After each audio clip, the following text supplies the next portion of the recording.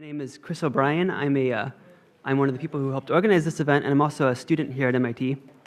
I'd like to thank you all for joining us, and I'd also like to thank all the other organizers of the event, and especially MIT's Radius for helping make tonight possible.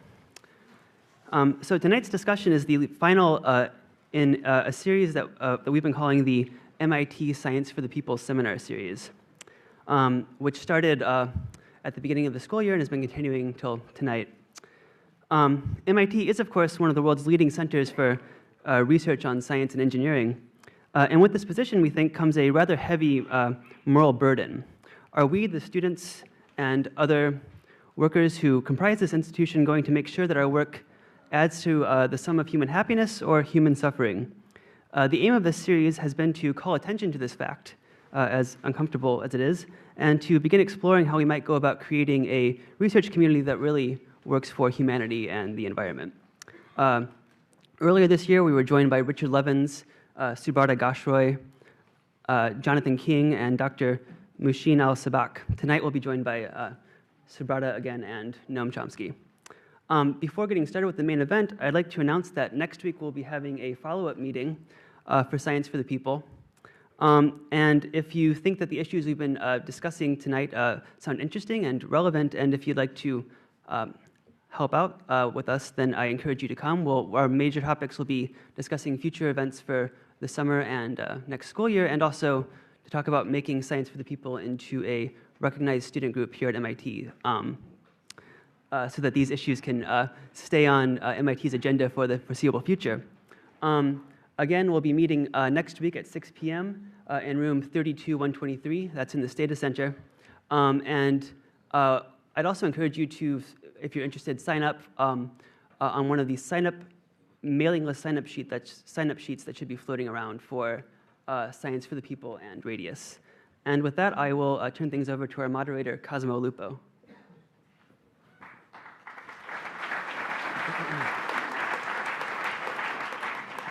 Okay, thank you.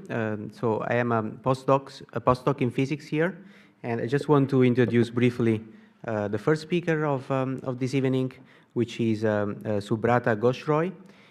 He's a research associate at the Science, Technology, and Global Security Working Group of MIT. This group is dedicated to making the world a safer and better place for humanity by providing independent and unbiased analysis of scientific and technical questions that affect the world peace. These include, for instance, understanding and explaining to the policymakers and to the general public the technical issues underlying nuclear disarmament and proliferation.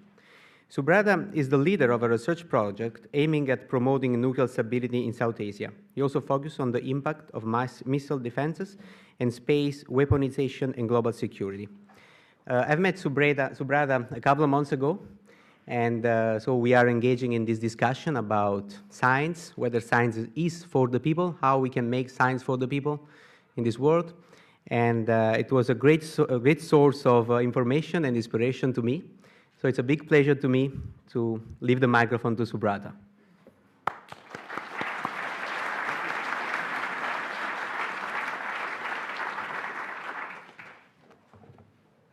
Thank you, Cosimo, for this generous introduction.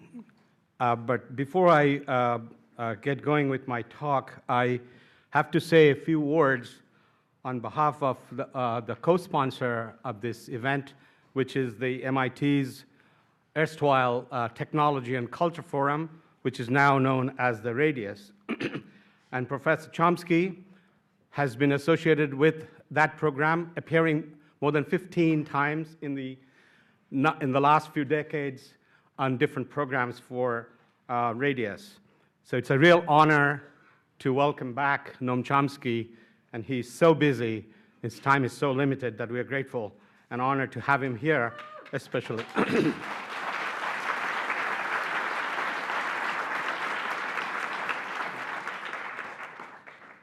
Just a couple of more words about the Radius. This is the 50th anniversary of Radius, and it's an organization at MIT, a unique one, that has been encouraging substantive discussion and conversation about critical issues of our time. this program, of course, is an example of that conversation. Radius is committed to bringing the MIT community together to delve into the ethical dimensions of scientific and technological innovation and research and its effects on all members of the society. So Radius is very much grateful again to Noam Chomsky and the students who organized this meeting and the effort to resuscitate the Science for the People organization here at MIT. Times are very difficult.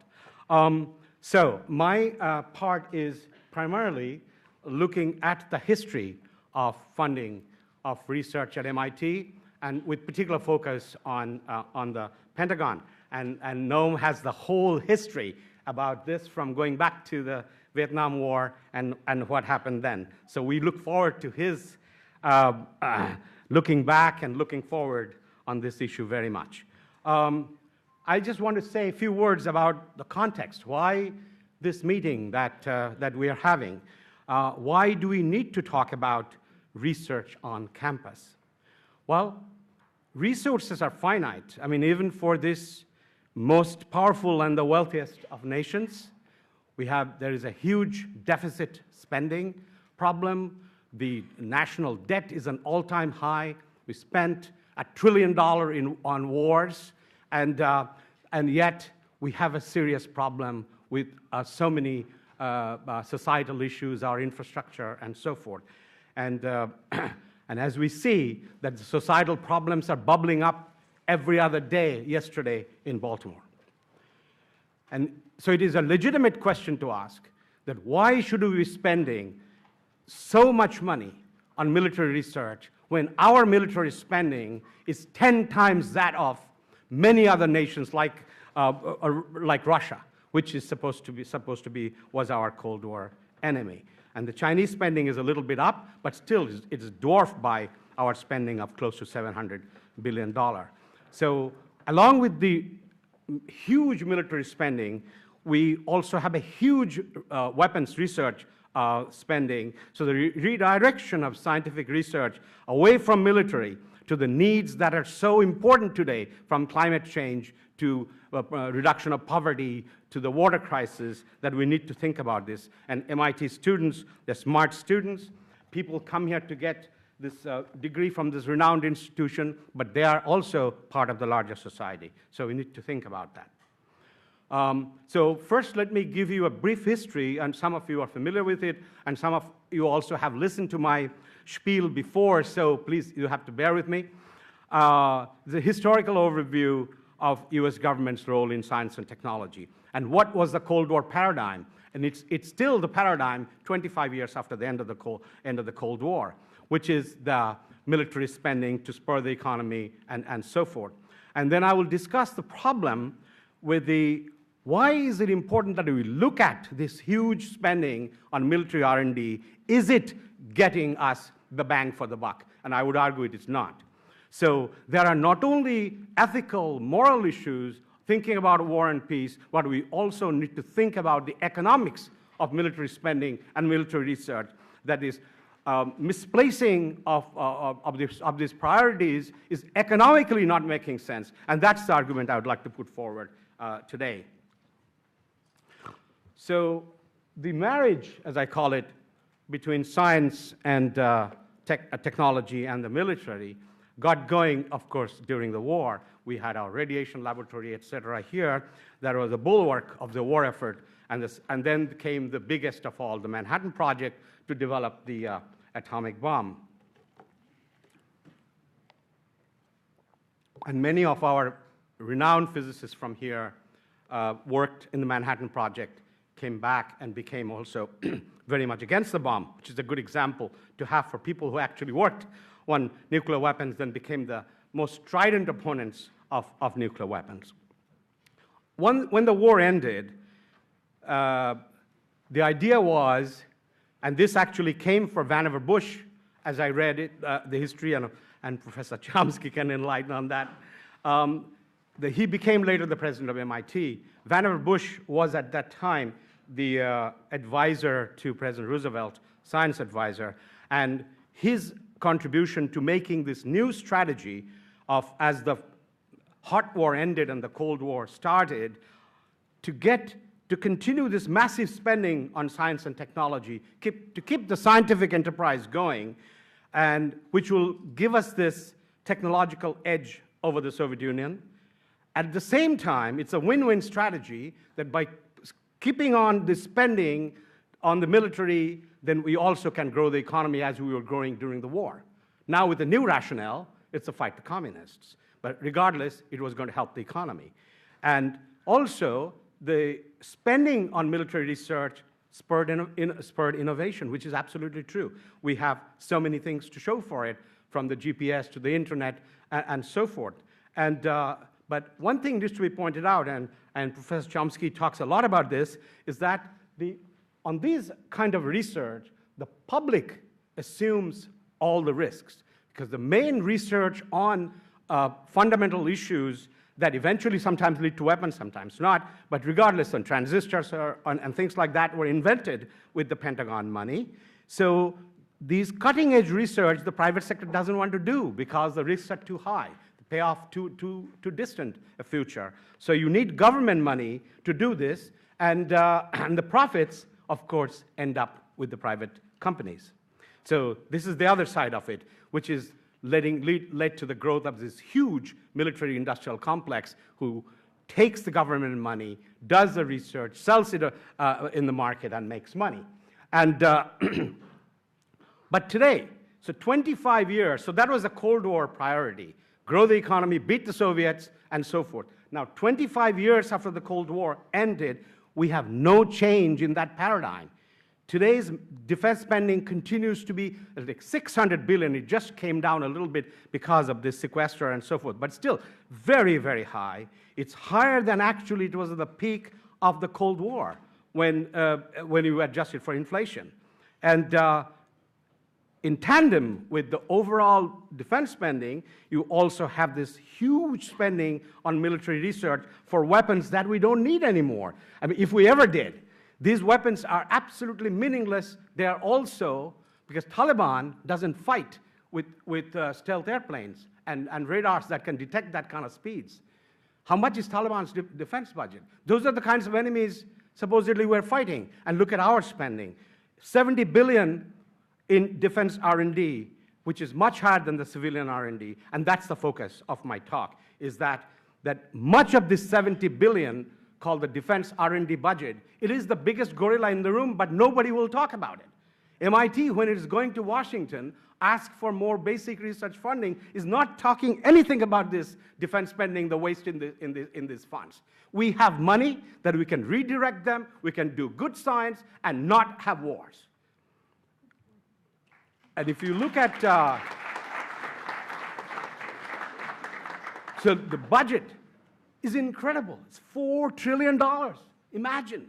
It's a country's budget is higher than many countries' GDPs combined. And within that, defense budget, as you see, the red and the slight sliver. Oh, I got the clicker, actually, so after all. So this little part that is actually called out, this is the chart, by the way, I should give credit to them. It's the American Association for the Advancement of Science. This is the defense R&D, and this is the big defense budget. Together, it's over $600 billion, and this is the non-defense discretionary, everything. Education, energy, you name every other executive department's budget is here lower than the defense spending. It's incredible. That's the way it is. And the rest of the stuff is all mandatory, Social Security, et cetera. And look at the amount of, so along with this $600 billion defense budget, how the R&D spending has grown in defense. So this is the non-defense, and this lower part is the defense. So you would know that there is no war, Cold War was over, Soviet Union fell around here, but the R&D just kept going, just like the rest of the budget. So it just keeps growing. There's a little bit of a coming down here because of the economic crisis in 2008. And you can see here there was a big increase. That's the Reagan increase of the Star Wars, and then this is the Bush increase. On this, now let me talk about the relationship between the universities and the military. This is a little bit of an older data. I just didn't have time to update it so much. But this is several years back. But I don't think the numbers changed that much. All I want to show is that if you look at the research done in certain disciplines, electrical engineering, mechanical engineering, metallurgy, computer science, math, they are heavily, heavily dependent on the Pentagon. And it does not come for free. There is no such thing as free lunch. You can't just do research and say that this is only objective science, had nothing to do with the agenda of the military. It doesn't work that way. And I will say why, because it is showing, the MIT report came out 2 days ago on the what's called the innovation deficit, and I will show why that is happening. And, so this one shows the MIT research expenditure definitely going up. I mean, it's getting money from all sources. This green one is actually interesting. MIT doesn't want to talk about it, but that's all Pentagon, about $800 billion a year. That is at the Lincoln Lab. And administratively, the lab is separated from MIT, so we don't count this as research, but obviously our faculty and postdocs and grad students have a lot to do with the Lincoln Lab. So we just show our campus research, which is about 100 million now. But the Lincoln Lab is about 800 million, so that together we have about $1 billion+ that MIT gets from the Pentagon, and it's now number 4 in terms of its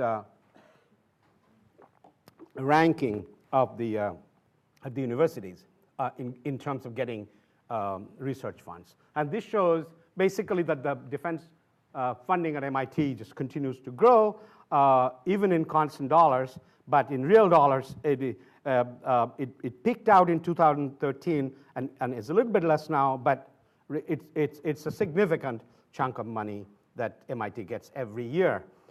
This is just the numbers. This is from the MIT report. You can see that the defense spending is actually, Pentagon research is the highest again. And Noam and I had some discussion some time ago how the character of research changed from the military to NIH and so forth. Yes, NIH is of course big, but NIH funding has been coming down. So Pentagon again has picked up in the last couple of years as the biggest driver of campus research here at MIT.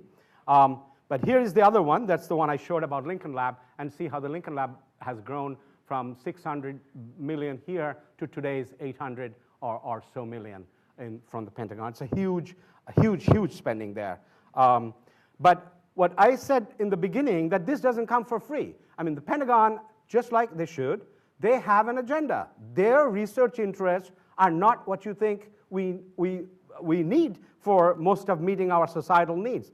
It wants to work on electronic combat. It wants to work on cyber warfare. It wants to work counter space, which is actually, this is near to my heart, this counter space business, because this is where, and I just published an article, should be coming out next week or so at the Bulletin of the Atomic Scientist, showing how much are we driving weaponizing space. And it is so destabilizing for the whole world to put weapons in space. And these are the interests of the Pentagon. So this is a chart that I borrowed from the Pentagon. And if you look at MIT's research areas, and you have to sort of pay the piper. So some of these are, of course, dual use, meaning they can have both a civilian use and a military use. But it was interesting. I was reading something. The computer science department is putting out something about their work on drone. Never, ever they're mentioning what these drones are doing in Afghanistan or Yemen in having targeted killing that the president authorizes. And these drones need automated navigation, automated decision making. And a lot of these are coming from our great laboratories. And at least we should own up to these things.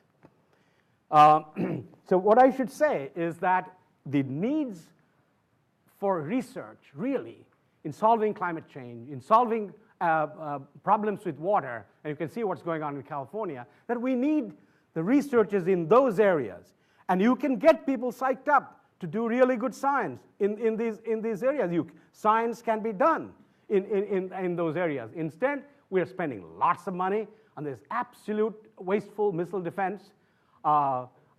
We spend billions in trying to fight these IEDs, these improvised explosive devices. We can't come up with a solution for these IEDs. There is no technical solution, so where are we going to find it?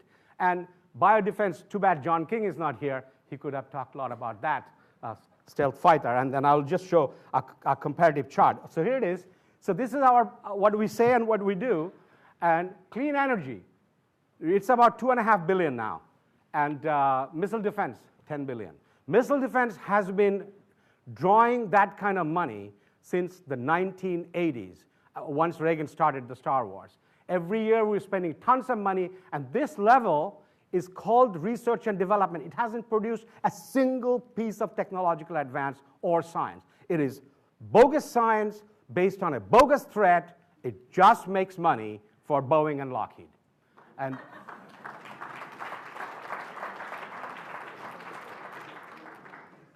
And we spent, John Holdren was my supervisor when I was at the Belfer Center at the Kennedy School. John said here in his speech, he's now the presidential science advisor. So John said here, we can't get $5 billion for climate research. We can't. It's $2.5 billion now. And he has been science advisor for 4 years.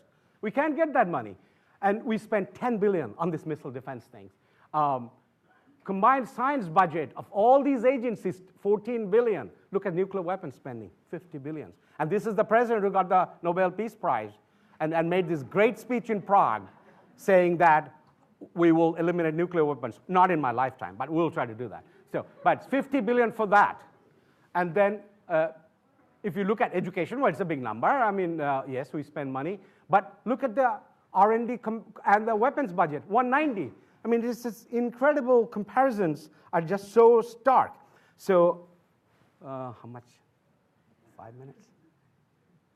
Okay, sorry. Okay, so I just want to quickly go into now about the problems of this spending in military science. And this is not just me. This is actually the insiders in the military science establishments called JASON. JASON, J-A-S-O-N, is an acronym for something nobody knows. But these are very famous scientists at MIT and Stanford and elsewhere who are part of the military-industrial complex, and they got huge security clearances. So they did this study and saying, we got problems with our basic research. And why? We spent, if you look at the defense budget and the military research budget, it's huge, $70 billion, as I said. But look at the part that does basic research, which the universities get, is only about $2 billion. It doesn't change. The other stuff just keep going up, and sometimes down, but mostly up. But this stuff is flat. Doesn't do anything. You look at the end of the Cold War, it said you think it'll be boosted up to do other things, but no, it's just flat. So what I'm asking universities like MIT is to focus on this structural problem with this budget, that there is money, get rid of the waste, and this is only the tip of the iceberg. This is like total of $12 billion. So this is the basic research, this is applied research, and this is like building gizmos, prototypes, etc., and that mostly corporations build. But if you take the money, restructure it, put money here, which is more transparent, you can do all kinds of good work, but not as long as you are doing in a non-transparent way under the rubric of the Pentagon. And it is showing. There is beginning to show a degradation in the quality of science. As Professor Chomsky often talked about, these fantastic things in the 50s and 60s, in the development in high-speed electronics and so forth, this is not happening. Pentagon is no longer driving the pace of technology development. It's happening in the commercial sector. Pentagon is a customer, but so what are you doing with the money? Money is not going down, so why is the quality going down? But here's the problem, that we have a structural problem. We don't have enough technical people in the government who can oversee these things. And I personally was involved when I saw this change that from small research driven by a principal investigator and a couple of technicians and really published in open literature is become now big projects. And peer review is not existent in many of these type of research. I'm not talking about the research at university, but outside, within the Pentagon budget. And this is a chart from Royal Society. Now, it needs to be verified a little more, but the source is reputable enough, so I put it up. And it shows the number of citations of papers. And you can see the citations of US origin papers are going down significantly. And I've just verified a little bit of that, not exactly these numbers from the National Science Foundation statistics also. And the Chinese are, of course, putting tremendous money into the research establishment, and it is happening. So there is, although this one does not show the quality of research, but it does show the volume or the output. And so here, MIT report just came out 2 days ago. It's called The Future Postponed, and Why Declining Investment in Basic Research Threatens a US Innovation Deficit. Now, I would argue it is not just that. It's not enough for universities and scientists to just ask for more money. We have to show where we can get the money. Somebody has to do the heavy lifting. I mean, you cannot escape the responsibility of not pointing out this total waste that's going on within the defense budget that we can tap and do good science and save our universities and our jobs. And you can just compare that. Here's the defense R&D budget, and here is the civilian budget. See how much they spend on basic research, this dark area versus in the civilian. There's a lot less problem in NSF budget than in the Pentagon budget. And also, personally, I was involved with the missile defense, so I know how much everybody knows about the $400 hammer and things like that, but huge, huge waste in these programs. But let me just end sort of in an optimistic note that I see that in redirecting these research priorities, we have both challenges but also opportunities. We have challenges because research funds are scarce. So people have to survive. They have to get their career. They have to pay their bills, send kids to college. So research funds are scarce, so we try to get wherever we can. And politicians face pressure from their constituents and contractors about jobs. And so it's very convenient also for politicians to just support any appropriation that says it's for R&D. Because who can be against research? You can't be against science research. So you put money in, and that the juggernaut just continues. At the same time, so these are huge challenges in this transition. But there are opportunities also. There's very strong public support now to cut defense budget. You've seen results of the surveys from Pew Research showing repeatedly people are for cutting the military budget. And a restructuring of our priority that will improve our quality of science, it will foster innovation, and it would appeal to university researchers. And so it will also, this is the economic argument I'm saying, that the conventional belief is, oh, gee, all the defense work creates all these jobs. You can retain jobs because you can move scientists from doing one type of physics to another type of physics, at least in the scientists and engineers who are starting out. And here is experience at MIT when students actually rose up, and Professor Chomsky was giving speeches commuting between London and Boston in 1969 when the students took over the student center, shut down, and MIT got the reputation of being called the Pentagon on the Charles. And there was we have read the report of William Pounds, Professor Pounds, who chaired the Pounds Commission to look at this relationship between MIT and these labs. Professor Chomsky was a member, and he had a dissenting opinion. And then there was another ad hoc committee during the Star Wars days. So my time is up, so I shouldn't. So let me just finish by just having one more thought that that U.S. still is the strongest in R&D in the world, and it continues to attract the best and the brightest. We still have a strong work ethic and a drive for innovation, but the Cold War priorities of foreign policy, defense, and science funding just not sustainable. Scientists can play, I believe, a crucial role in bringing about these needed changes in priority, and we must engage as MIT students, professors, and others in social and political issues, but must be part of the larger social movement to change its priorities. The professors and scientists cannot do them alone, but they must be part of this larger political and social movement. Thank you very much.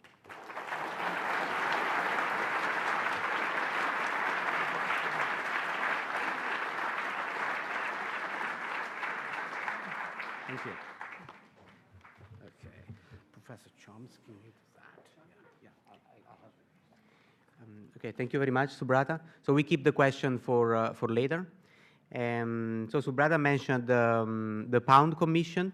It was established as a response to the protests of the students during in 1969. Some of you had a printed copy of the Minority Report by Professor Noam Chomsky. On the blackboard there is the link to the full report on a PDF. And I mean, in that Minority Report by Professor Chomsky, you can read these words. Those who develop science and technology have in their hands a powerful instrument of destruction and a set of tools and techniques for overcoming at least some of the problems of contemporary society.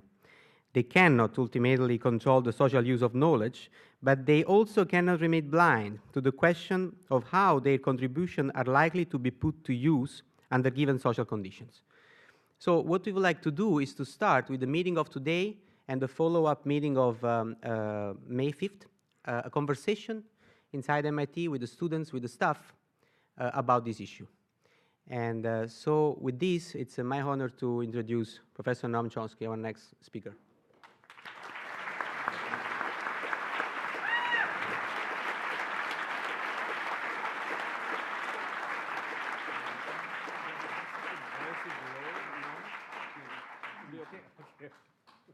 Does this work?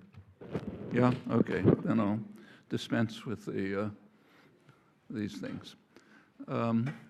I'd like to leave plenty of time for discussion of all of these issues, so I will only add a few comments about a narrower question, the specific role of MIT and research at MIT.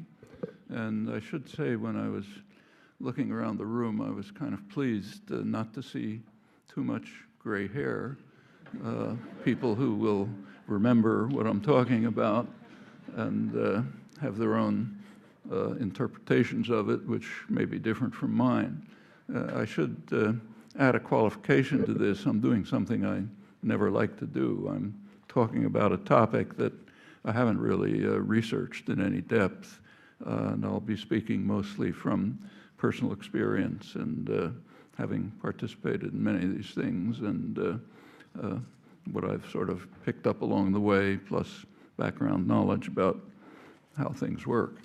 Actually, I think one of the, if you look over the last, say, 60 years period I've been here, one of the best ways to understand the research that's going on at MIT is to just walk around the neighborhood and notice what you see. So if you walk around Kendall Square today, what you see is Novartis, Pfizer, pharmaceutical corporations, biogenetics, and so on. Why are they there? They're there because they're vultures. They're trying to rip off the research that's going on under public funding in MIT. MIT is technically a private university, but it's basically funded by soft money. And the cutting edge of the economy in recent years has shifted to biology-based. Earlier it was electronics-based. Still is to an extent, but there's a shift. And as a result, the environment is changing. So now the immediate environment around is biology-based private corporations, which can see what they can pick up and market and so on from the publicly funded research that's done here. If you walked around 60 years ago or 50 years ago, technically not right around here, because then it was a working class area with industry and so on, but a little farther out, what you saw is electronics firms, Raytheon, iTech, small startups that were being set up by people at the electronics lab, which were picked up by bigger corporations if they turned out to be successful. And the reason was that in those years, the cutting edge of the economy was electronics-based. And Therefore, you got the corporations that ultimately became the private parts of the high-tech economy. So they were using the research that was done at places like Building 20, the old Building 20, RLE, other departments here, to create where the work was being done that essentially created the modern high-tech economy. It's not 100% the case, but it's substantially the case. And the same is true of other major research universities. Now, at the time when the cutting edge of the economy was electronics-based, a natural way to induce or compel the taxpayer to pay for it was by shouting defense. Anything that was done in the 50s and 60s was called defense, like the interstate highway system, which is supposed to be one of the great infrastructure programs. It was sold as the National Defense Highway System with stories about moving missiles around so the Russians wouldn't hit them and things like that. But it was basically a part of a very general effort, actually spearheaded by the automotive industry and the fossil fuel industry, to try to shift transportation from efficient electric transportation to highly costly and inefficient fossil fuel-based transportation. That's why we don't have railroads, why you can take a high-speed train from Beijing to Kazakhstan, but not from New York to Boston. In fact, the train from New York to Boston, the fast one, so-called, when it goes, it doesn't stop in the middle, is maybe half an hour faster than it was 65 years ago, the first time I took it. And this was a long-term project. We're suffering the consequences of it now. But it was a well-designed program of industrial development which also, incidentally, did create a good part of the high-tech economy. If you have a computer, use the internet, you have an iPod, or whatever it is, a lot of it is based on technology that was developed basically in the state sector, public funding, and MIT was one of the main centers. So back in the 50s, when I got here, a computer was maybe the size of this auditorium with vacuum tubes blowing up all over the place and paper flowing everywhere and nothing that you could sell to industry. It gradually got down. So by, I think it must have been around 1960, some of the top engineers in the Lincoln program pulled out and founded the first mainframe company, DEC, which was able to sell moderately sized computers to businesses, usually with subsidies.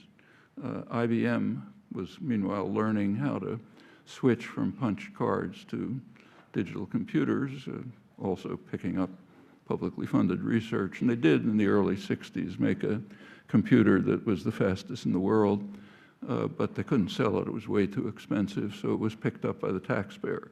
It went off to, I think, Los Alamos. And in fact, the first marketable computers were really around the late 70s. That's decades after the development. The same is true a story of the internet. The internet was privatized under conditions that are still rather obscure about 20 years ago, after decades of research and development, first within the Pentagon system, then under the National Science Foundation, but basically publicly funded. And now and I think I haven't really taken a look, but I suspect if you look at the funding of on-campus research, not all research, not including Lincoln Labs, but on-campus research, I suspect what you'll find is that Pentagon funding has declined and funding from the health-based institutes and corporations has increased. Wouldn't surprise me if that's true. Might be worth a close look. The bookkeeping details are very intricate. I discovered that when I was on the Pounds Commission back in 1969, which was the first effort at MIT to try to evaluate and understand what's going on MIT research. That at the time included on-campus research, which we discovered was almost entirely funded by the Pentagon, something like 90%, which means, if you think it through, that much of whatever else was going on campus was also funded by the Pentagon indirectly through overhead and other bookkeeping trickery. So basically, the Institute was overwhelmingly Pentagon funded. Meanwhile, there were two labs, the Lincoln Labs, which are still administered by MIT, and what is now called the Draper Labs, then the Instrumentation Labs, iLabs. And the bookkeeping was so fuzzy that we couldn't really work it out, but it seemed that roughly 50% of the budget, rough number, was probably related to the laboratories, the off-campus laboratories.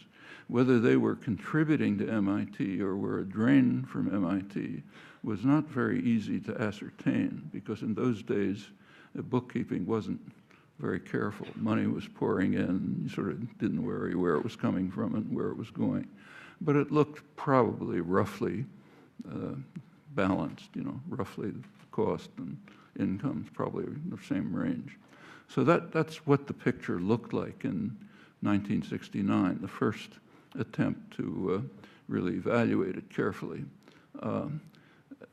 We also discovered that on campus, there was apparently no directly war-related research. Now, the word directly is important because almost anything that's done can be picked up somehow for war-related purposes. But there was no directly war-related research on campus, with a single exception, the political science department, which was actually had something called a Peace Research Institute. And anybody with a brain functioning knows what that means.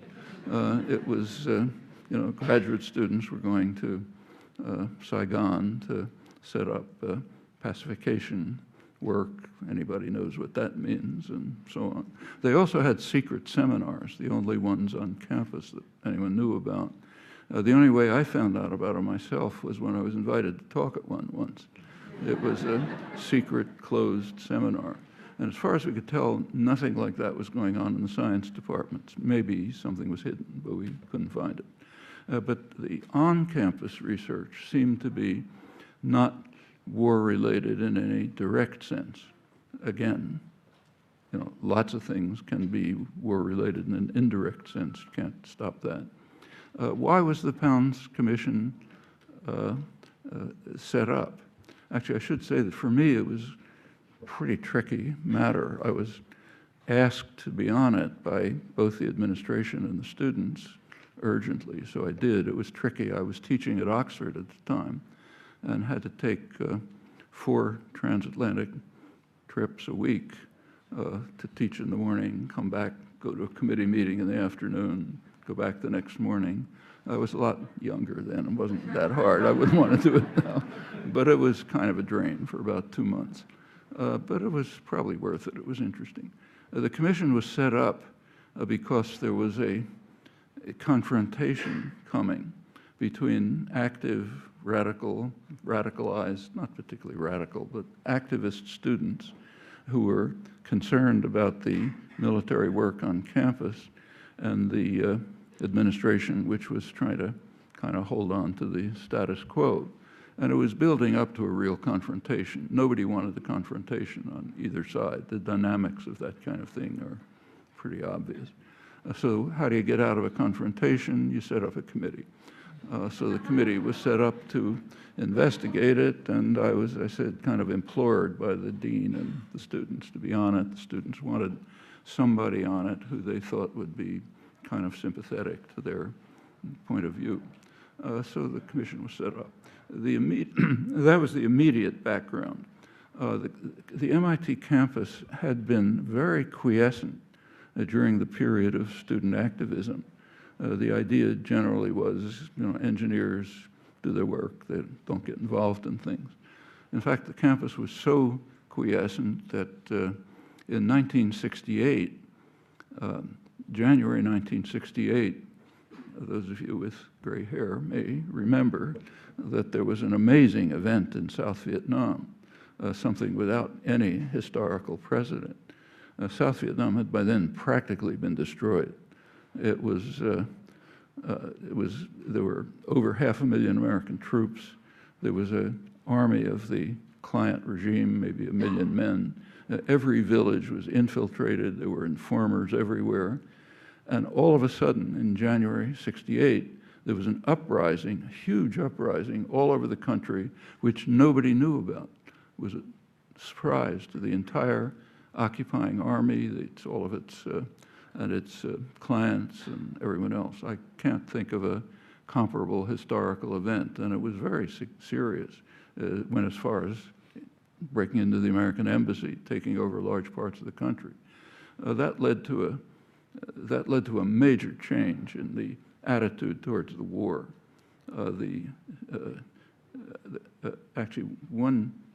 What happened then tells you something quite important about social movements.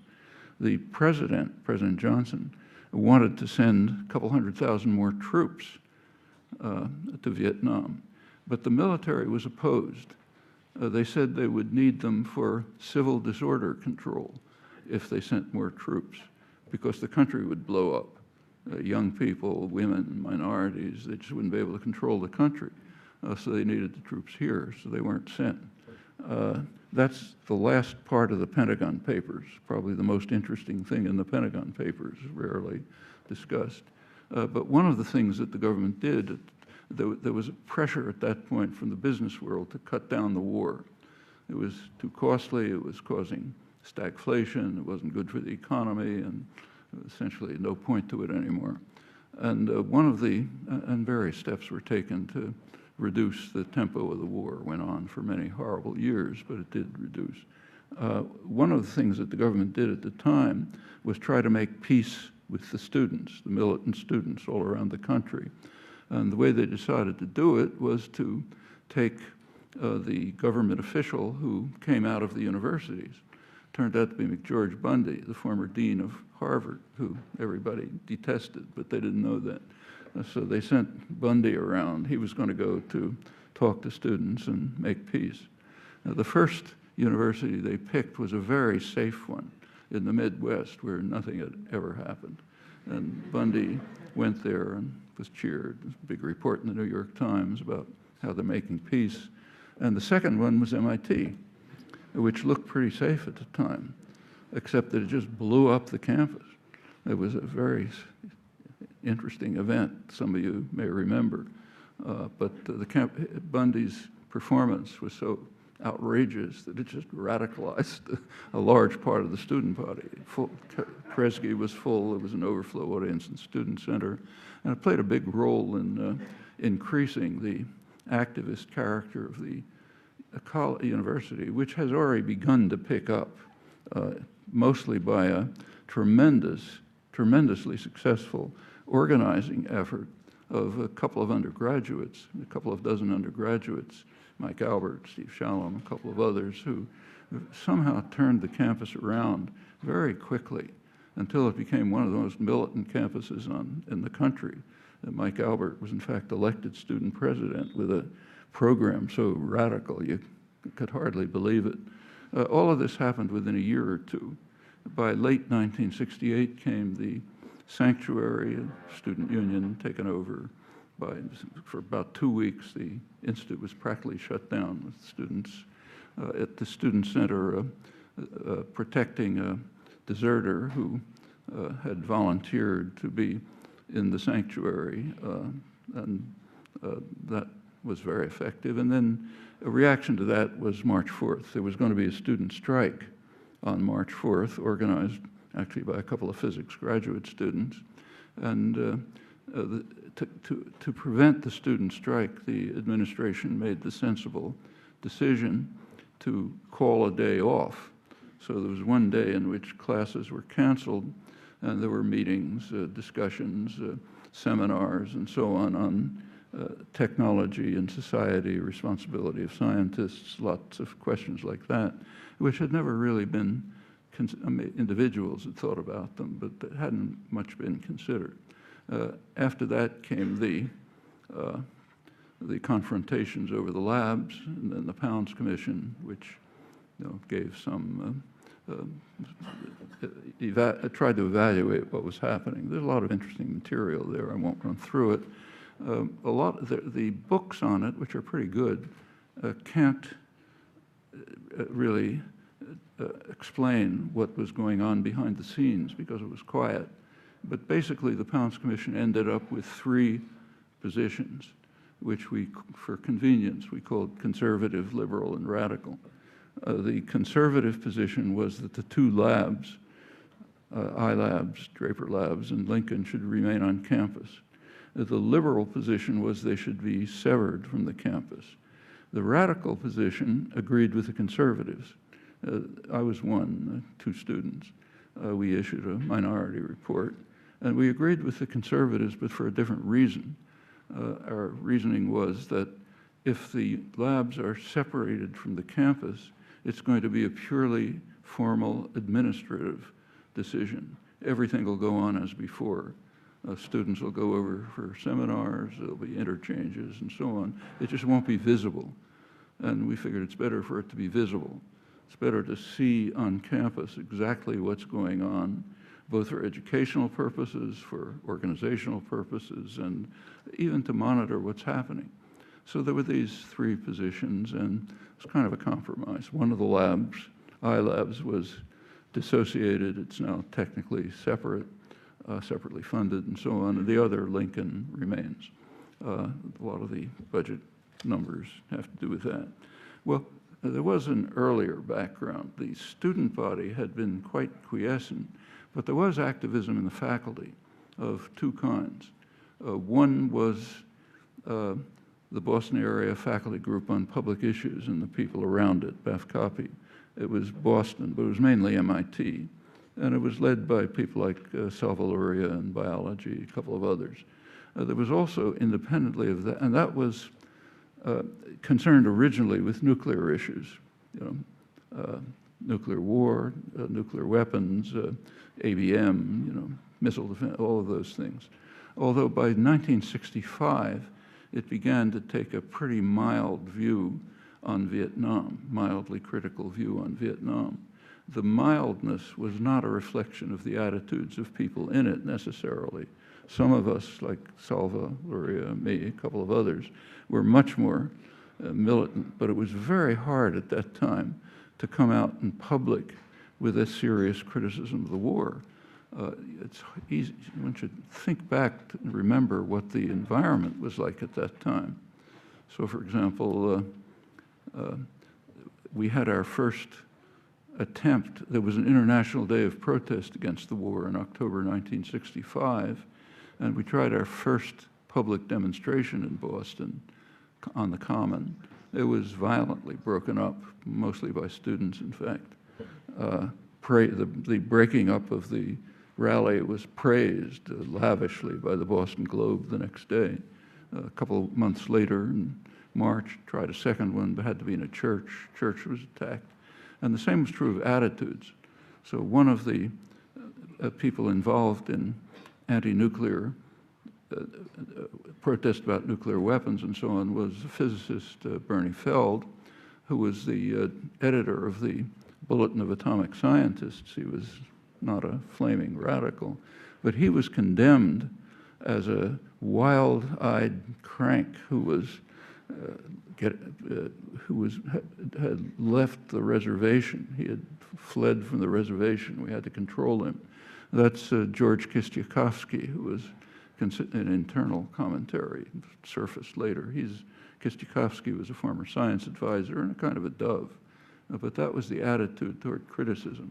And therefore, at the same time, in RLE, which was 100% funded by the armed services, there was a radical group developing which was involved in organizing resistance against the war. In fact, one of the ironies of the time was that at a lab that it was 100% Pentagon funded, was the National Academic Center of Anti-War Resistance. And that tells you something about Pentagon funding. They didn't really care what you were doing. It wasn't really military funding. Of course, it had potential military applications, you know, what doesn't?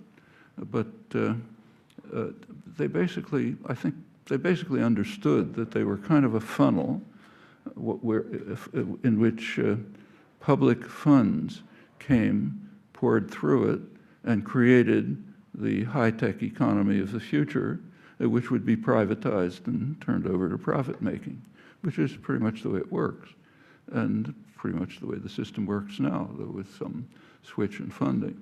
So the Pentagon, those of you who are around, who were there at the time, will remember, was about the best funder you can imagine. They didn't care what you were doing. You didn't have to submit complicated grant requests. You just said, look, here's what we're doing. You know, not much surveillance. Occasionally a couple of generals would come around and pretend to be looking at it, but it was quite easy. And in fact, some of the things that happened later really merit research. I've never seen research on them. But in 1970, as opposition to the Vietnam War was building up, there was a congressional amendment, the Mansfield Amendment, which required the Pentagon to guarantee to Congress that all funding was military related. They didn't want, you know, other kinds of funding. My guess is, and here's a research project for you if you're interested, if you take a look at reports, say ARPA, now DARPA, was then ARPA reports for grants, I suspect what you're going to find is that before 1970, they just said, here's what we're doing. And after 1970, they probably started with some fakery about military applications and then said, here's what we're doing, which probably everyone understood. That's a guess based on anecdotes, but I can't really verify it. Well, along with there have been other shifts too over the years. During this kind of neoliberal period, the last 30, 40 years, there's been a shift towards corporate funding. Corporate funding tends to be more short-term and application-oriented, and also introduces secrecy. In the days of Pentagon funding, there was essentially no secrecy, aside from the political science department. Incidentally, the Center for International Studies was, in the early 60s, openly funded by the CIA. There was no need to keep it secret. That's, again, the atmosphere of the time. But on campus, as far as we could tell, there was nothing secret other than that. Now there is secrecy. In fact, sometimes it's so extreme that a corporation can't impose secrecy, but as anyone who gets grants knows, they can make it clear that if you don't keep it secret, you're not going to be refunded, and that's kind of understood. Sometimes that even in one case that is well known, reached the point where a scandal reached the front page of the Wall Street Journal. A student in a class had refused to answer a question in an exam. When the instructor asked why, he said, well, I know the answer, but I'm sworn to secrecy in a project by another professor. And that became a scandal. But I suspect there's more of that. Corporate funding has a very cheapening effect, which Pentagon funding didn't. And that's one of the kind of complex factors in the way the society works that it's worth keeping in mind. Now, there was another shift that took place in the early 70s, which is more subtle, perhaps, but extremely significant. I remember, a couple of other you may remember, that around 1970, the head of the meteorology department here, Jewel Charney, and his counterpart at Harvard, Ray Seaver, head of the Earth Sciences Department, who were both personal friends of mine, and several of you, I'm sure, both came around with kind of grim faces, saying that they were getting evidence that looked pretty ominous. They were getting the early evidence on the severity of the climate change catastrophe that we're racing towards. It wasn't much of an issue then. It didn't become much of an issue until much too much later. It's now a major issue. We've been living for the last 70 years under two dark shadows. One is the threat of nuclear war, which is very serious and is going up. And the other, which wasn't recognized at the time, is the threat of environmental catastrophe. And it's not far off. It's within the lifetimes of the next generation or the following generation could be extremely serious. Well, that's, by now that should, I mean, I don't think I've talked about it here. I'm sure you all understand it. It's important to recognize, however, that the population does not understand it.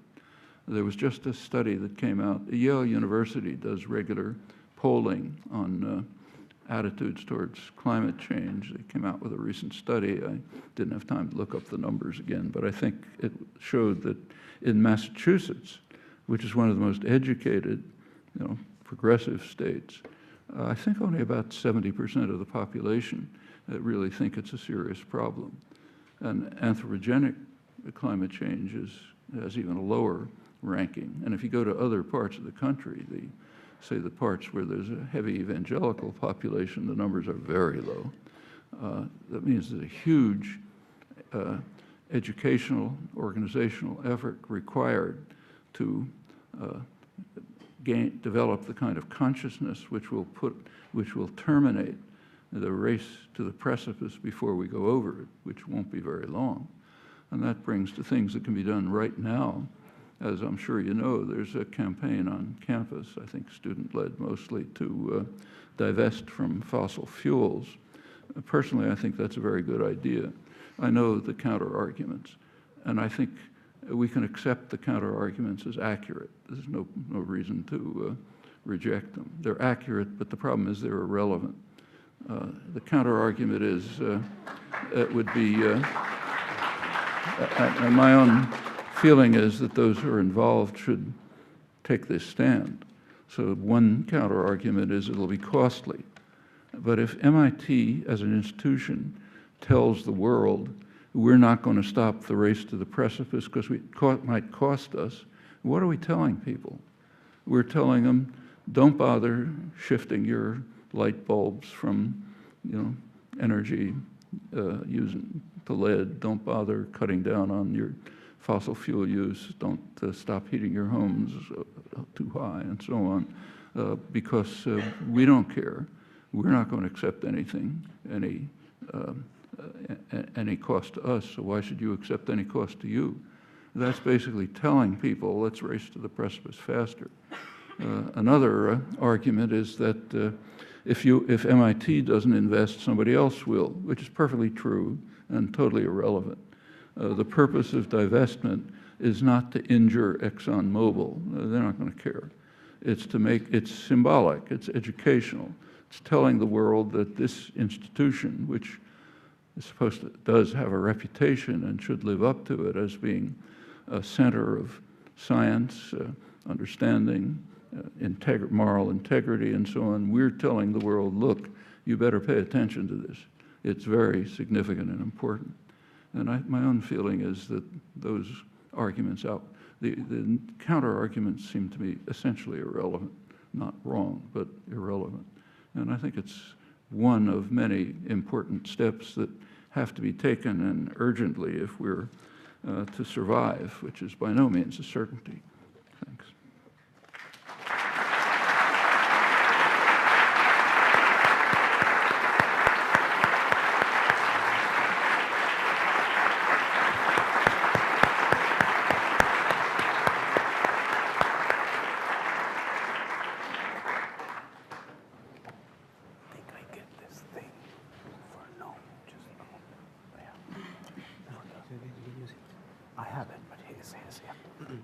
Okay, thanks a lot to both the speakers. And I would like to open the question and answer session. And I want to ask for your help because we want to start something, when this event to be the starting point of something good. And so I want to ask your help for helping us in being constructive in taking this question and answer session as a working place to build something together to make science for the people. So you see the two microphones.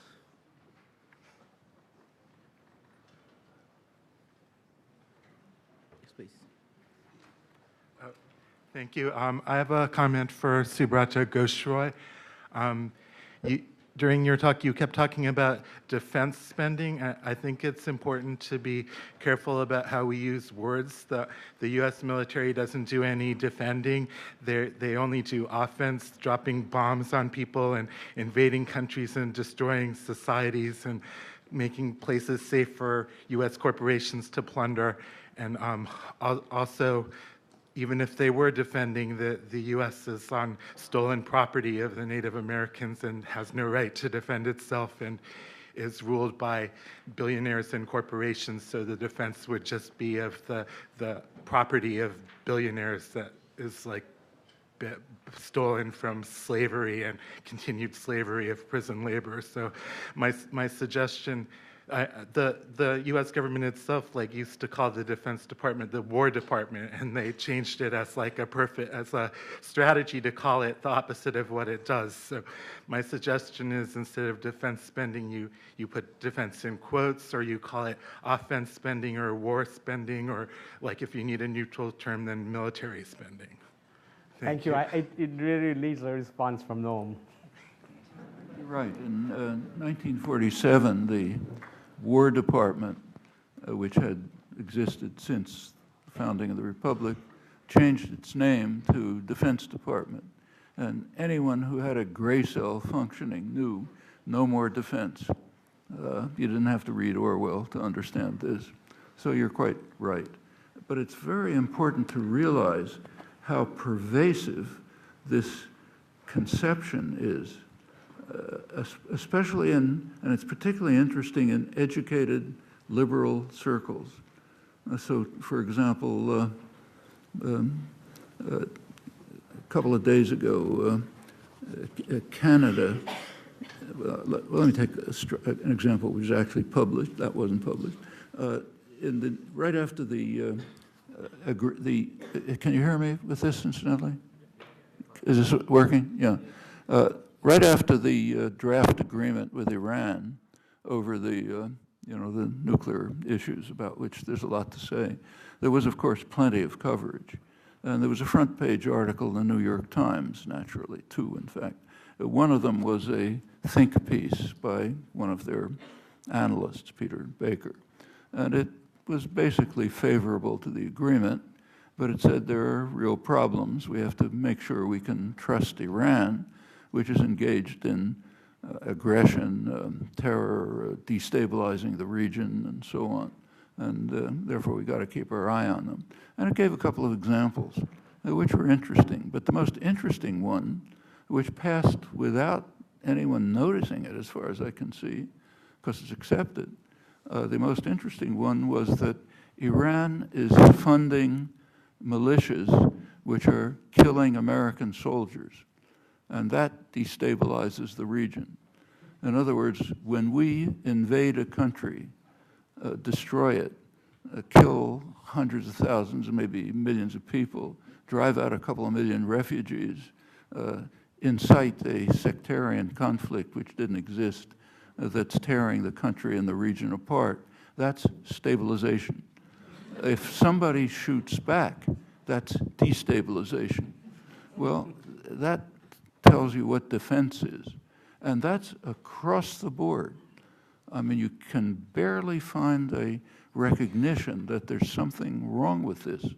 So the New York Review of Books, the journal of the left liberal intellectuals, also has an article by former head of the Carnegie Endowment for International Peace, similar, praising the draft agreement, but again saying you got to watch out for Iran. They're involved in aggression violence and terror and so on. Actually, there are two states which are on the rampage in the Middle East, constantly carrying out aggression, violence, violation of international law, and so on. Both of them nuclear states, the United States and Israel. But that's not destabilizing. And in fact, if you ask yourself a simple question, why is Iran considered a threat? In the United States, it's normal. Everyone says, the greatest threat to world peace is Iran. Why? Well, actually, U.S. intelligence has an answer. Nobody with a brain functioning thinks that Iran could ever use a nuclear weapon, even if they had one, because the country would be wiped out in 30 seconds. But there is a problem with Iranian power, whatever it is. And U.S. intelligence explains it. It says if Iran were to get a nuclear weapon, it would be part of their deterrent strategy. And the two violent, aggressive states that are rampaging in the region cannot tolerate a deterrent. Obviously, why? Try to think of another reason why Iran is a threat.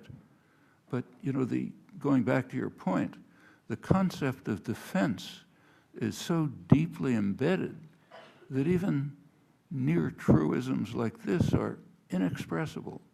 This helps explain why in 1965, Bafkapi was making very mild statements about Vietnam. There's no point speaking Turkish to people who only understand Swahili. And to try to talk about these things to the educated American public is kind of like talking in a foreign language.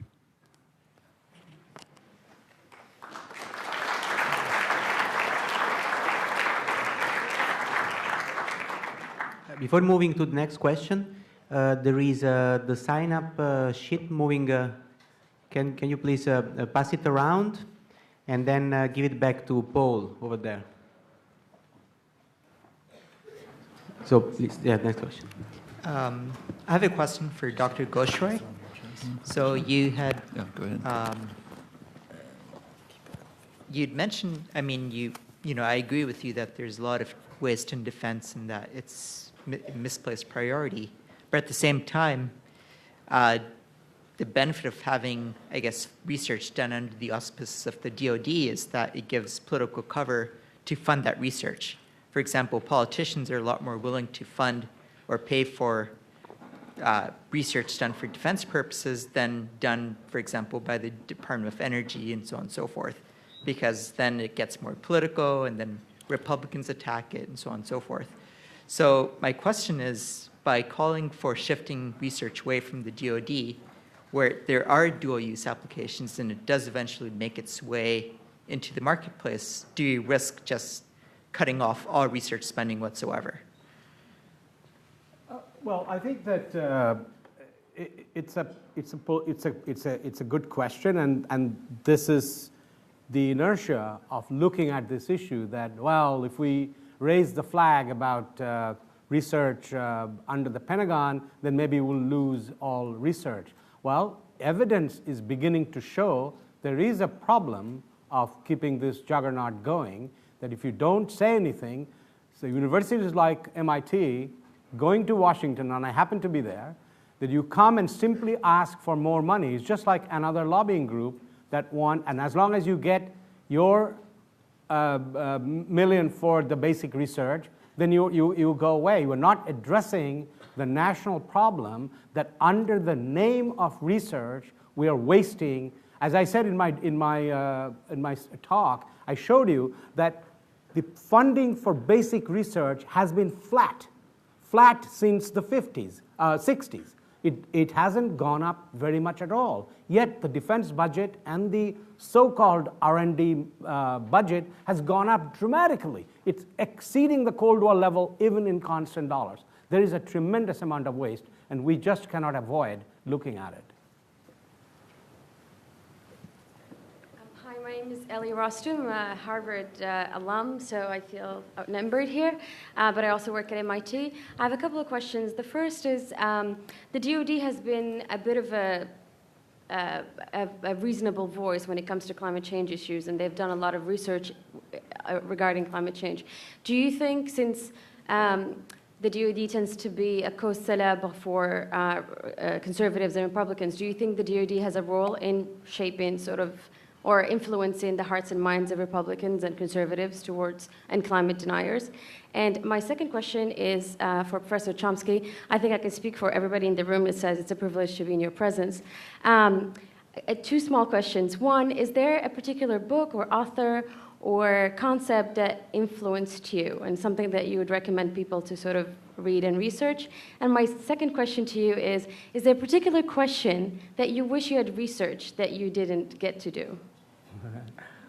I let Professor Chomsky answer first of all. You'll have to tell me what you said. I couldn't hear. Any particular research that you wanted to do and didn't do, is that correct? And sorry, what was your first question? That I wanted to do but didn't do? Yes, a particular research question or something. And the other one, is there an author or a book or a concept that sort of influenced you? And Any author or book or concept that influenced you? I get a lot of letters. When I go home tonight, I'll have a dozen letters asking me, can I recommend some books? And it's just impossible.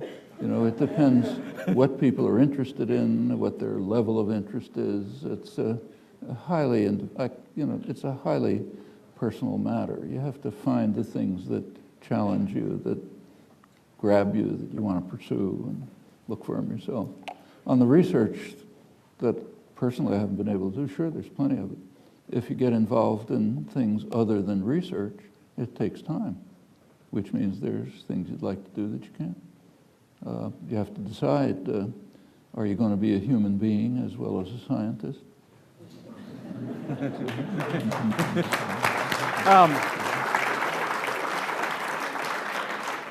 On the issue of whether DoD could be a voice or influence on the Republicans about climate change, I mean, that's a possibility. I mean, there are some Republicans who probably want to be not such naysayers.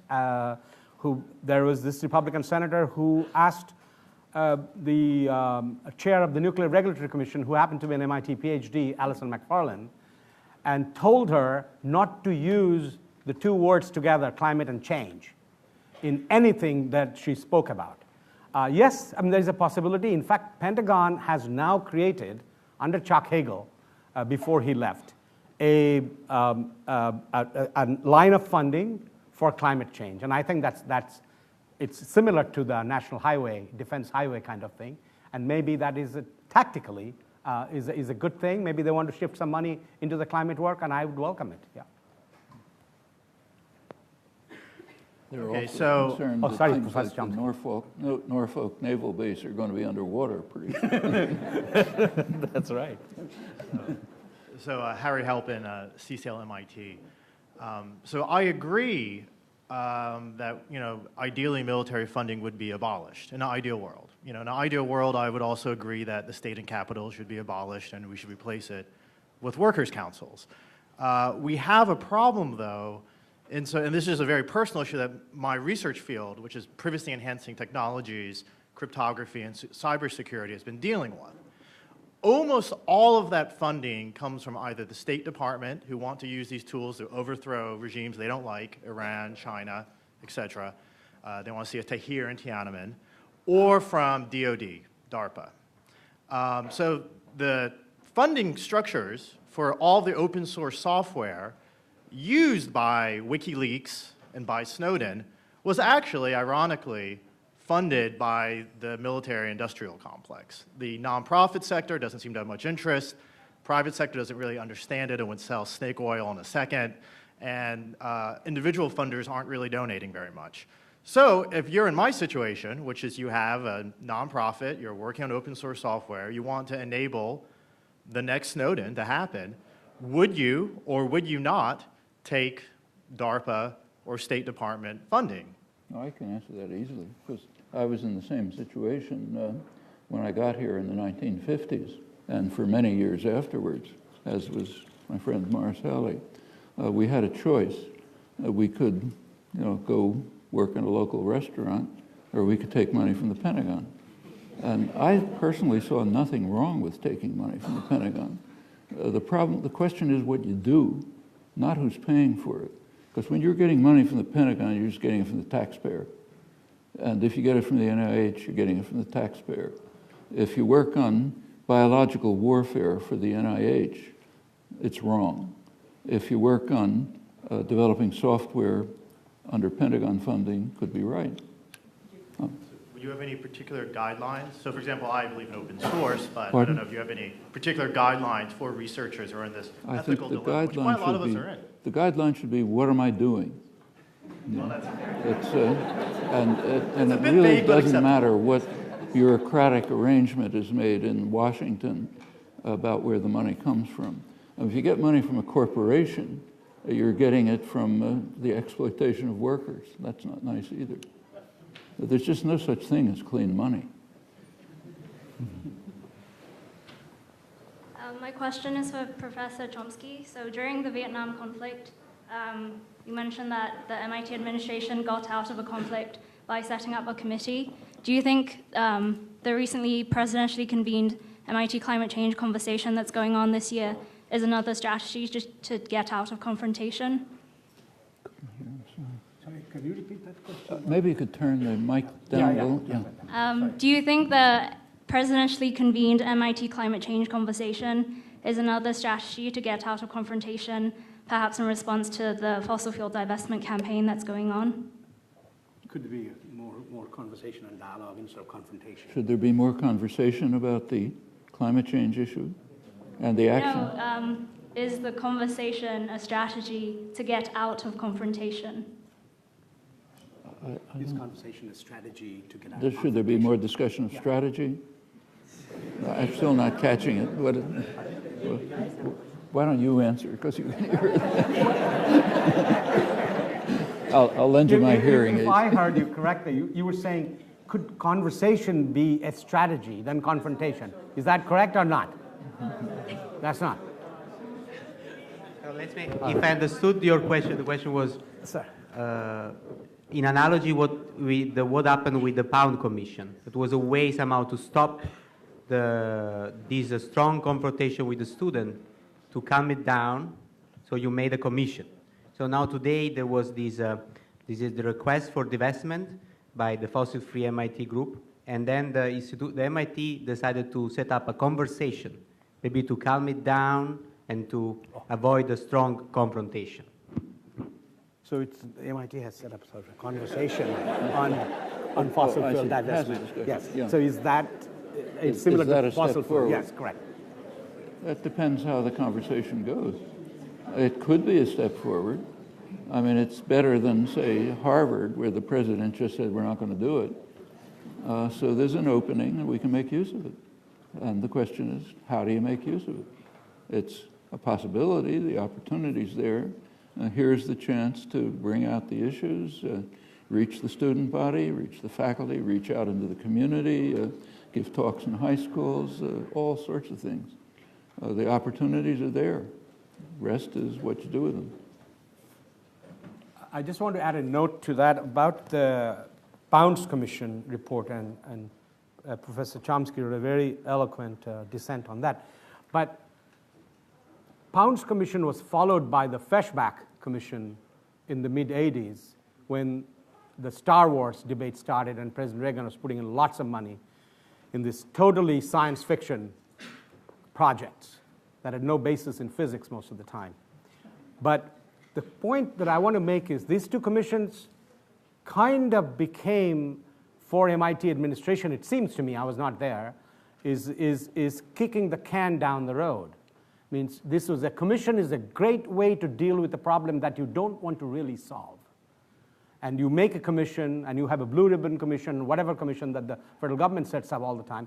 So the basic recommendations of Pounds Commission, even that there should be more transparency on research on campus, really didn't happen. I tried to find all kinds of information today, even thought I'd go to the Electrical Engineering and Computer Science Department website, because they're one of the heaviest recipients of Pentagon funds, and just to see specifically what type of projects are going on, et cetera. I can't find very, very little information. So the transparency on campus, I think, is the first step towards addressing any of these issues. Well, actually, if you take a look, what the Commission found was that there was transparency on campus outside of the political science department. Things were, undoubtedly there were things that people weren't talking about, but basically it was pretty transparent. And that continued for some years. In fact, got better, I think. And then it started getting worse. I see. But I think the reason it started getting worse, if you look into it, will probably be corporate funding. Because corporate funding is unlikely to be transparent. I mean, when the government, government's not a wonderful institution, but when they do something, it's generally with the intention of the benefit of the general economy. Doesn't necessarily mean you and me, but the general economy, corporate system or whatever. When a corporation funds something, they typically want it for themselves. They're not charitable organizations. And there are various ways of directing funding so that it tends to give more applied short-term results, not 30 years from now, like, say, developing computers, and for them, not for their competitors. So I think if anyone looks into it, I don't know if anyone has carefully, you'll probably find that that may well be the source of the lack of transparency.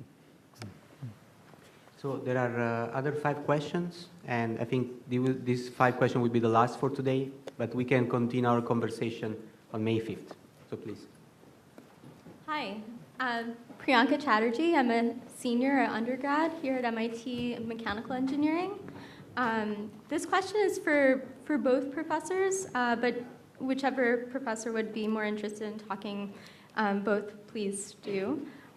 With the onset of an actually already manifested climate crisis we're facing and will face more and more in the future, and a potentially mandatory focus and clean energy focus on nuclear energy, what is your take on the advent of nuclear power for our very low carbon, hopefully low carbon, if not zero carbon, energy needs in relation to nuclear weapons and an increase in the defense/military capacity? And do you approve of the focus on nuclear energy as like a focus in R&D for energy and how that could potentially be used for military purposes? And do you see that as something good,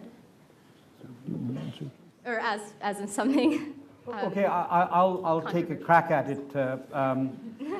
Say something good. I was in Japan 3 weeks ago to attend a meeting organized by the Japanese Scientists Association on lessons learned from Fukushima. It was a really touching meeting for me, and I think it helped me move a lot closer to a position to really have not have nuclear power, especially in countries like Japan, for instance, which is heavily earthquake prone. There are actually better ways now. I mean, unless we can come up with a real solution for the waste. And in this country, we have 104 operating nuclear reactors with spent fuel pools, about every one of them, that are overflowing almost. And we have no place to put them. It's a highly dangerous situation, highly expensive situation. When we move the spent fuel from there to wherever we put them, whether it is in Carlsbad or whether it's in Yucca Mountain, it'll be a tremendous, tremendous effort to be able to do it. The point I would make is for scientists to take a look is that the alternatives are actually beginning to become feasible. If you look at Japan, and or especially if you look at Germany, how this transition is happening from a highly energy-intensive, dependent economy, an economy that is dependent on nuclear power and away from nuclear power, making it economically feasible, I think that's the route we should take. In the meantime, though, there are other countries that are going heavily nuclear, China, India. And so research on the safety of nuclear reactors, et cetera, must continue. And we are unfortunately in a situation where nuclear engineering departments are disappearing because there are no jobs, mostly in this country.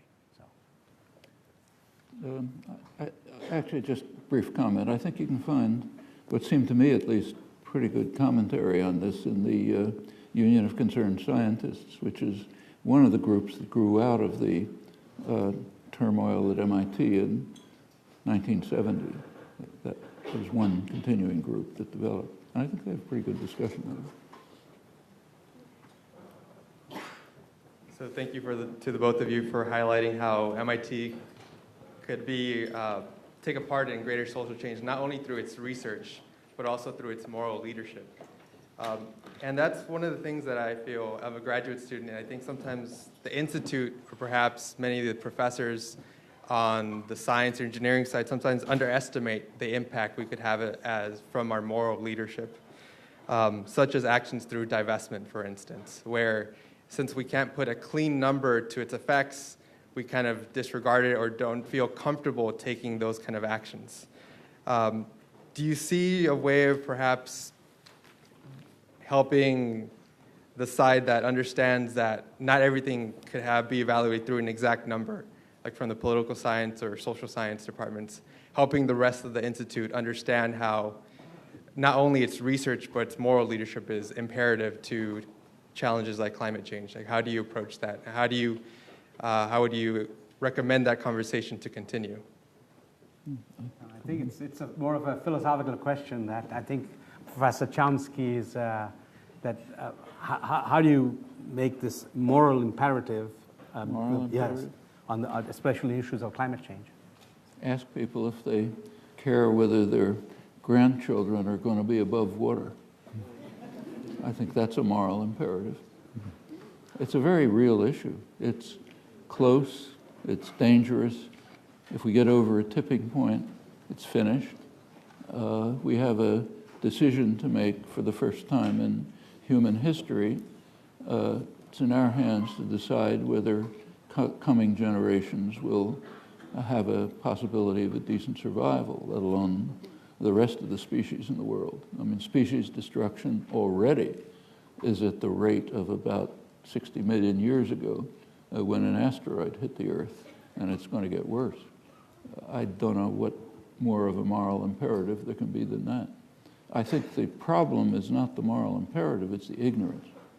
People simply don't know. When they read the news, like take this morning's newspaper, there's a front page story on Pope Francis, who's apparently going to issue an encyclical suggesting to the people of the world that they pay some attention to impending disaster. You read the column, it's almost entirely about condemnations of him. Okay, no, you shouldn't do this, science isn't set, none of your business, and so on and so forth. Well, what are people supposed to believe when they read that? They're supposed to believe he says, she says. It's a dispute. I'm not a scientist. How do I know? That's the kind of situation in which a strong statement from a place like MIT can make a difference.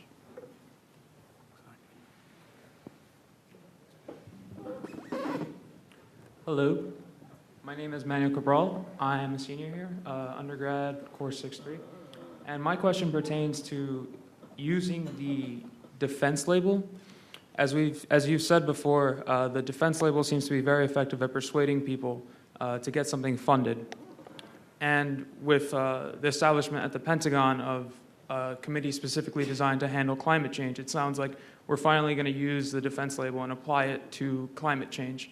Now, my question is, why has it taken so long to do something like that, to apply defense as a label for climate change?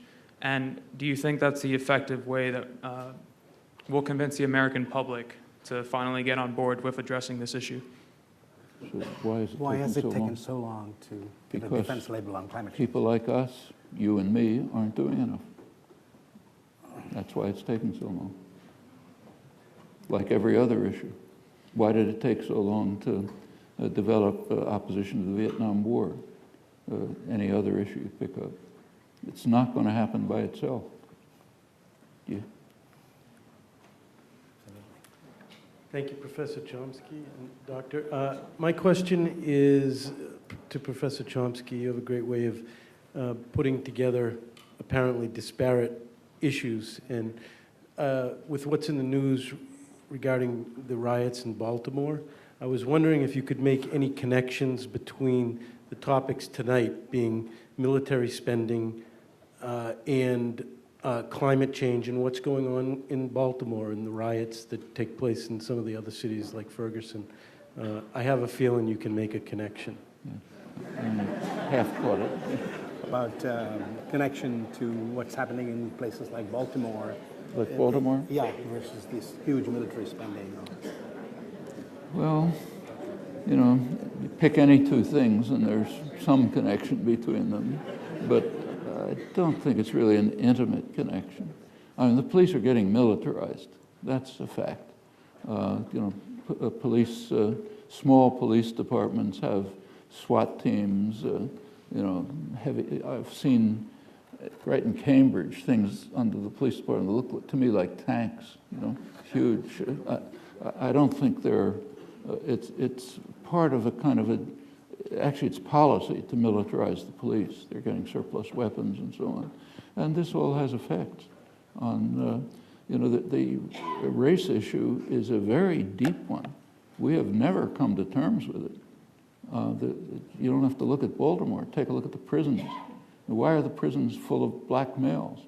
Why since 1980, though not before, has U.S. prison population shot up way beyond any other country in the world? Well, there are reasons for that. A racist drug war designed that way. And it's a continuation of other racist policies that go back to the foundation of the country.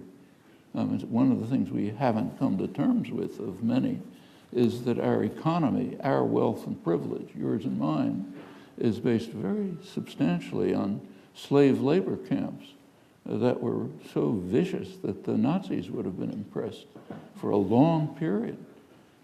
Take a look at economic history. It was based on cotton production for a long period that fueled not only the slave labor owners, the plantation owners, but the commercial system, the financial system, the industrial system, the big industrial installations, say in Lowell, or textile mills, not only here, but in England. This went on for a century, and then it continues afterwards with other forms of criminalized, a slave labor force that was criminalized after Reconstruction, 1877. The South was basically authorized to criminalize black life and created another slave labor system, which was even better for the owners because you didn't have to reproduce your capital. The state did it for you. A large part of the American Industrial Revolution of the late 19th, early 20th century is based on that. And it goes right to the present. These are really deep issues. It's not just a policeman who shoots too much. These are very deep issues in the whole culture and society, and we have not come to terms with them. Very last question? I'm afraid. One more. I think it's the very last. Hi, my name is Kenny Friedman. I'm an undergrad in electrical engineering and computer science. And my question is, since the public perception of Silicon Valley and the bureaucracy of academia, the vast majority of my peers think that the way to work on, or are planning on working on cutting-edge research in industry and not in academia. Do you think these structural changes that you're talking about would help shift the focus and the public perception back towards academia for cutting-edge research? I mean, that's ultimately,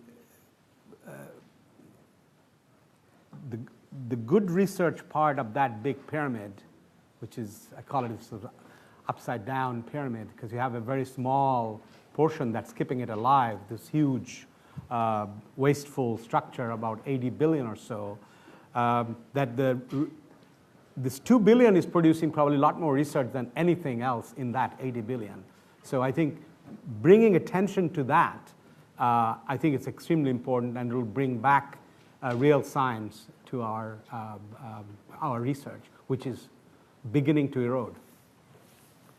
Professor Chomsky had to leave because he was supposed to leave at 8:30. So, thank you. Sorry he didn't. Thank you very much. Okay, thank you very much. Thank you to Radius. Thank you to Science for the People. Thank you to Subrata. Thank you to Noam. And I hope to see many of you May 5th for our follow-up meeting.